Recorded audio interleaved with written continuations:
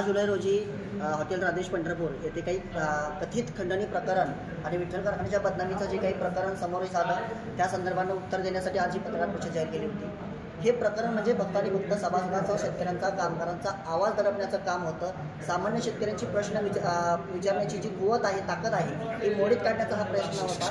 त्यामुळे निश्चित या माध्यमातून सांगू इच्छितोय की सत्तेला शेतकऱ्यांच्या पोराचं भय निर्माण होणं गरजेचं आहे। भय कशा अर्थानं तर शेतकऱ्यांच्या पोरांनी प्रश्न विचारल्यानंतर उत्तरं द्यावी लागतील, त्यांच्यावरती खोटे गुन्हे दाखल केले म्हणून प्रश्न विचारायचे आम्ही थांबणार नाही आणि त्यांची उत्तरं घेतल्याशिवाय आम्ही माघार घेणार नाही। कुठल्याही प्रकारे शेतकऱ्याच्या पोरांच्या मनगटातली ताकद हिरावण्याचं आणि संस्था बळकावण्याचे तुमचे जे प्रयत्न आहेत ते हाणून पाडू म्हणून आज पुन्हा एकदा या ठिकाणी मैदानात उतरून लोकांच्या समोर मी माझ्या प्रश्नाची नैतिकतेने उत्तरं दिलेली आहेत। आता चेअरमन यांनी त्यांची नैतिकता स्वीकारून सभासदांनी, शेतकऱ्यांनी आणि आम्ही विचारलेल्या प्रत्येक प्रश्नाचं उत्तर द्यावं अशी आमची मागणी आहे।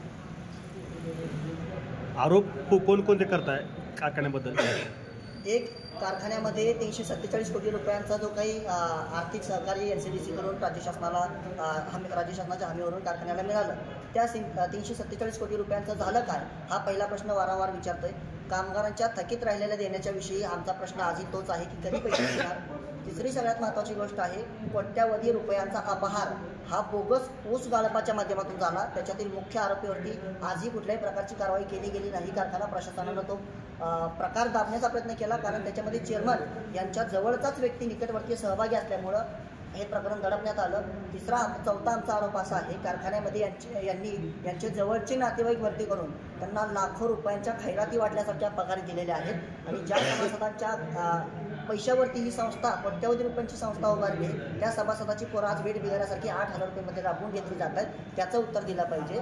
पाठीमागच्या 3 वर्षामध्ये धाराशिव कारखान्याकडून विठ्ठल साखर विकत घेतो आणि ती साखर इथल्या सभासदांना वाटतो, त्याचं कारण काय आहे आणि ती साखर किती रुपयांनी विकत घेतली, त्याच्यातून जो काही प्रॉफिट यांच्या खाजगी संस्थेला मिळाला त्याच्याबद्दलचं उत्तर आम्हाला मिळालं पाहिजे, अशा आमच्या मागण्या आहेत। राहिला विषयांनी कर्ज भरलेले आहेत असं जे सांगितलं ते थोतांड लोकांनी उघडं पाडलेलंच आहे की जसं काही सगळं श्रेय लाटण्याचा प्रयत्न केला। तुमची जबाबदारी पार पडत असताना ते छाती बळवून घेण्यात कुठलाही अर्थ नाही।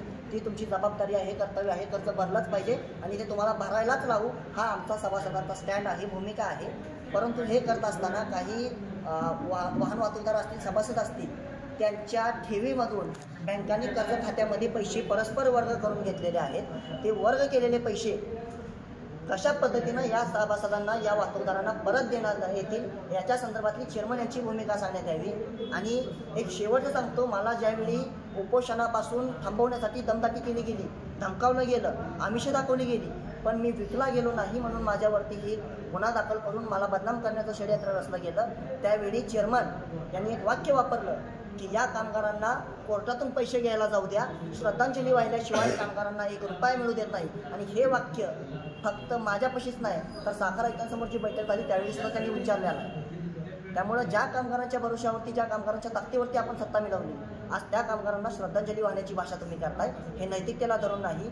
ज्यावेळी संस्था उभारली त्या संस्थेपासून आजपर्यंत कामगार तिथंच नेतृत्व आणि चेअरमन मात्र अर्धा डझन झालेले आहेत। त्यामुळे तुमच्या आमदारकीचा अप्रूप, तुमच्या आमदारकीची भीती, तुमच्या सत्तेची भीती, तुमच्या चेअरमन पदाचा माज याची भीती, याची तमा किरण घोडके आणि किरण घोडकेसारखी हजारो शेतकऱ्याची पोरं अजिबात त्याची भीती बाळगत नाही। निश्चित आम्ही प्रामाणिकपणानं लढतोय, कर्मवीर अण्णांच्या विचारांवरती लढतोय। त्यामुळं अण्णांसारखा प्रामाणिक विचार आमच्यासोबत असल्यामुळं आम्ही ही लढाई जिंकू आणि येत्या काळामध्ये विठ्ठलचं परिवर्तन झाल्याशिवाय थांबणार नाही, हे या ठिकाणी सांगतो। आता पुढली रणनीती कशी असेल? पुढची रणनीती हीच आहे, सगळ्यात महत्त्वाचा विषय की मी सहकाराची वारी सभासदांच्या दारी हा एक दौरा आयोजित करण्यात आला होता। तो दौरा मी वारीमुळं पुढे ढकलला, परंतु 12 जुलै रोजी तो दौरा आमचं काढणं निश्चित होतं। त्यामुळं घाई गडबडीनं 10 जुलै रोजी अटक करण्यात आली, कारण सभासदांमध्ये त्या दौऱ्याची टॅगलाईन होती, चला प्रश्न विचारू आणि आपला सहकार वाचवू। हे प्रश्न विचारण्याची, प्रश्न ऐकण्याची भीती त्यांच्यामध्ये निर्माण झाली। त्यामुळे पुन्हा एकदा ते सभासदांच्या दारामध्ये जाऊन प्रश्न विचारण्याचं काम, माझी नैतिक जबाबदारी मी पार पाडेन आणि येणाऱ्या सगळ्या निवडणुकांमध्ये अभित पाटलांनी भाषणं करण्याच्या ऐवजी सभासदांना प्रश्नाची उत्तरं दिली पाहिजेत। 3 वर्ष तुमची भाषणं आम्ही अतिशय प्रेमानं, चांगुलपणानं ऐकलेले आहेत। आजही या ठिकाणी अजून एकदा सांगतो, माझा आमदार अभिजित पाटील यांच्याशी कुठलाही व्यक्तिगत राग नाही। हे प्रकरण माझ्यावरती दाखल झालेला गुन्हा न्यायप्रविष्ट आहे, माझा न्यायदेवतेवरती पूर्णपणे विश्वास आहे। जे काही सत्य असेल ते लोकांसमोर येणार आहे, आलं पाहिजे आणि मी आज लोकांसमोर आलोय, कारण मी चुकलो नाही, मी वागणार नाही, मी थांबणार नाही। आगामी जिल्हा परिषद निवडणुकीसाठी काही नियोजन करताय का? आत्ता माझी प्राथमिकता आहे की संस्था नीट चालली पाहिजे, परंतु जर आगामी निवडणुकांवर विचाराल तर बऱ्याच जणांना जिल्हा परिषद सदस्य व्हायची होड लागलेली आहे. परंतु या संदर्भानं या अनुषंगानं मी आताच काही बोलणं उचित होणार नाही. मी माझ्या जवळच्या नातेवाईकांशी, मित्रांशी, कामगारांशी या संदर्भात चर्चा करेन आणि त्यानंतर पुढील रणनीती या निवडणुकांबद्दल काय घ्यायची हे आम्ही या ठिकाणी ठरवू. धन्यवाद.